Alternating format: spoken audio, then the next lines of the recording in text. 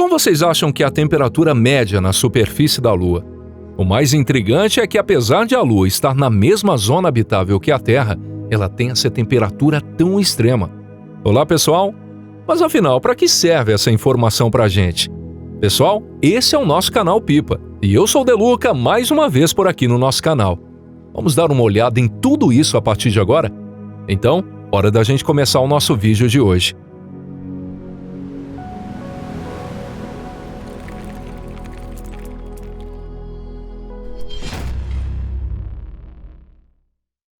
Uma lua cheia de contrastes. A temperatura na Lua varia bastante entre o dia e a noite. Um dia lunar é extremamente longo, já que, como a maioria dos satélites do Sistema Solar, a Lua está em rotação sincronizada com o planeta que orbita. O período de rotação da Lua é o mesmo que o período de translação ao redor da Terra. Como o mês lunar dura pouco mais de 27 dias terrestres, isso quer dizer que na Lua, o dia e a noite duram quase 2 semanas cada. Durante esse longo período, a Lua primeiro é intensamente aquecida pelo Sol e, em seguida, sofre um forte resfriamento. Perto do equador lunar, as temperaturas durante o dia ultrapassam 120 graus Celsius, enquanto à noite podem cair para menos 170 graus. Para comparação, a temperatura mais alta já registrada na Terra foi de 56,7 graus Celsius, no famoso Vale da Morte. E a mais baixa foi de menos 91,2 graus, medida perto da base Dome Fuji, na Antártida. Mas vale lembrar que esse foi um caso isolado. As temperaturas registradas com regularidade não costumam ser tão extremas. De forma geral, durante a era geológica atual, a temperatura média da Terra gira em torno de 15 graus. No passado já houve períodos bem mais quentes ou muito mais frios. Isso ocorre por diversos fatores, como mudanças na composição da atmosfera, entre outros. A Lua, por sua vez, apresenta uma situação ainda mais curiosa. Como você já deve ter notado, a superfície lunar aquece muito mais do que a Terra durante o dia e também esfria bem mais à noite. No entanto, existem regiões nos polos lunares onde a luz do Sol nunca chega. Isso porque nessas áreas o Sol permanece sempre abaixo do horizonte e o relevo, como montanhas ou bordas de crateras, bloqueia completamente sua luz. Nessas regiões a temperatura nunca ultrapassa os menos 170 graus. Ainda assim, esse contraste extremo acontece apenas na superfície da Lua, sem afetar significativamente o solo abaixo dela. A partir de apenas 1 metro abaixo do solo, essas variações de temperatura praticamente deixam de ser sentidas. Abaixo disso, a temperatura se mantém constante o tempo todo, independentemente do horário ou da latitude. Hoje, estima-se que essa temperatura subterrânea seja em torno de menos 35 graus. Provavelmente esse é o valor mais próximo de uma temperatura média da Lua. Em outras palavras, se alguém perguntar quão fria é a Lua, a resposta mais precisa seria tão fria quanto uma região temperada da Terra no inverno rigoroso. Mas é agora que a coisa começa a ficar realmente interessante. Como dissemos antes, a distância da Terra até a Lua é mínima se comparada à distância entre a Terra e o Sol. Tanto a Terra quanto a Lua recebem a mesma quantidade de energia solar. Então por que será que há tanta diferença assim? A atmosfera, mas não é só isso. A resposta mais simples para essa pergunta é algo que qualquer aluno que não tenha faltado à aula de ciências na escola primária saberia responder. O ponto-chave é a atmosfera. A Terra possui uma atmosfera espessa. Claro, não chega a ser como a de Vênus, mas também nunca precisou ser. A atmosfera da Terra cumpre algumas funções extremamente importantes. Primeiro, ela retém o calor e evita que ele escape para o espaço. Depois, por meio da circulação das correntes de ar, esse calor é redistribuído de forma mais uniforme ao redor do planeta. Já a Lua praticamente não tem atmosfera. Ela é envolta por uma exosfera composta por hidrogênio, hélio, néon e argônio, mas a pressão na superfície lunar equivale a apenas 1/10 de trilionésimo da pressão terrestre. Como esse tipo de atmosfera tem impacto quase nulo sobre as condições térmicas da Lua, podemos simplesmente desconsiderá-la.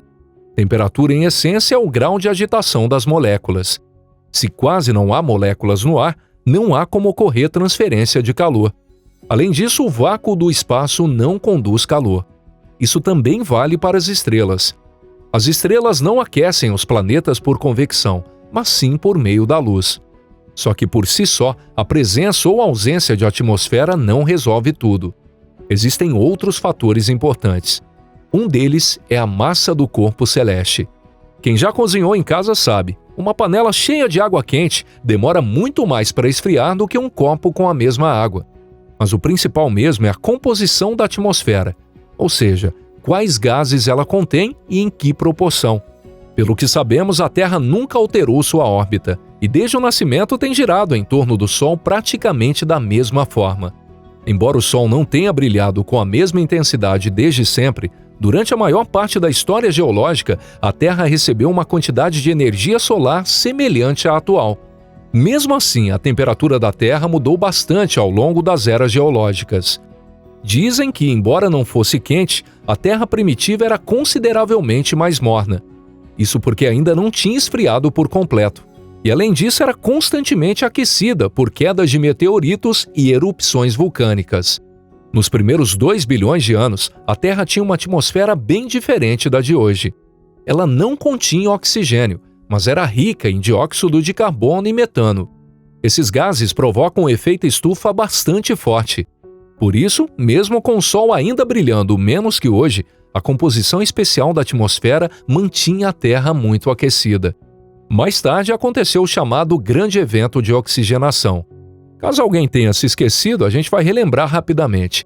Durante a evolução, surgiram os primeiros organismos unicelulares capazes de fazer fotossíntese. Assim como as plantas atuais, esses organismos absorviam gás carbônico e liberavam oxigênio. Com isso, o nível de dióxido de carbono caiu drasticamente e o oxigênio começou a aumentar. O metano foi oxidado e se desfez, e hoje quase não há metano na atmosfera terrestre. Com a queda dos gases de efeito estufa, a Terra esfriou tanto que chegou a ficar coberta de gelo, até mesmo nas regiões próximas ao Equador. Essa era glacial durou entre 200 e 300 milhões de anos, até que os seres vivos, ao respirar, voltaram a liberar gás carbônico, reativando o efeito estufa que aquece o planeta até hoje. Os oceanos também desempenham um papel nesse processo. Quando a temperatura sobe, os oceanos armazenam calor, e quando esfriam, liberam esse calor de volta. Em outras palavras, eles funcionam como uma espécie de sauna planetária. Mas afinal, por que isso é importante? Se a Terra não tivesse atmosfera nem oceanos e fosse menor, sua temperatura não seria muito diferente da Lua. A superfície ainda teria variações extremas de temperatura, mas alguns metros abaixo do solo, tudo teria se mantido para sempre a menos 35 graus. E claro, a vida jamais teria surgido. Mas afinal, por que isso importa tanto? Quando os cientistas buscam entre os muitos exoplanetas aqueles que poderiam abrigar vida e até vida inteligente, eles geralmente se concentram nos planetas que estão na chamada zona habitável, ou zona de Goldilocks. Essa zona é a região ao redor de uma estrela onde um planeta recebe radiação suficiente para que exista água líquida em sua superfície. Mas por si só, estar na zona habitável não quer dizer nada. Mesmo dentro dessa zona, se o planeta não tiver uma atmosfera com a composição certa, nem oceanos, nem outros fatores essenciais, ele pode acabar sendo frio demais, como a Lua. Ou o oposto. Se tiver uma atmosfera muito espessa, dominada por gases de efeito estufa, pode virar um inferno escaldante como Vênus. O exemplo da Lua deixa isso muito claro. Por isso, além da distância entre o planeta e sua estrela, é fundamental saber qual é a composição da atmosfera. E isso só seria possível com equipamentos de observação extremamente potentes, capazes de fazer espectroscopia a dezenas, centenas ou até milhares de parsecs de distância. Portanto, considerar qualquer corpo celeste como um berço potencial da vida ainda é, no mínimo, muito precoce. E se você gostou desse vídeo, não esqueça de deixar seu like e compartilhar em suas redes sociais como recompensa. Muito obrigado por assistir até o final. A gente se vê na próxima aqui no canal Pipa. Um forte abraço e até lá. Tchau, tchau.